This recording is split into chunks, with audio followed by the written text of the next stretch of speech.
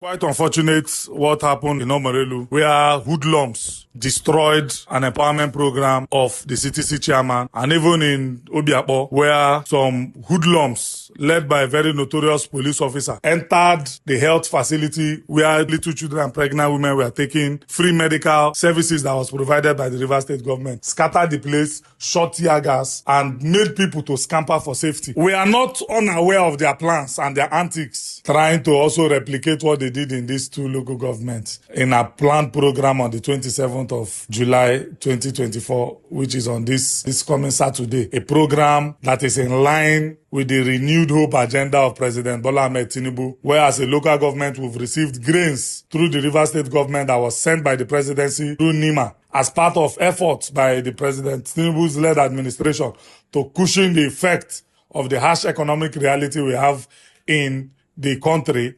by distributing grains to the indigent people of Port Harcourt City local government. We've received that particular palliative, and on the 27th of July, which is this Saturday, it will be part of the empowerment program where as a local government, we are giving out cars, buses, tricycles, and financial grants to support Mr. President in also cushioning the effect of this harsh economic reality on our people. But we are aware that the enemies of Rivers State are planning to come to Port Harcourt City local government where we'll be carrying out an empowerment program that has not been done by any CTC government or an elected government of the local government. This is the highest ever empowerment. So if these persons who feel they love our people, they want to come and scatter what we are doing for the people, then we are ready. The president should be aware that his program on the 27th that will be held in Port Harcourt City local government, where grains will be distributed,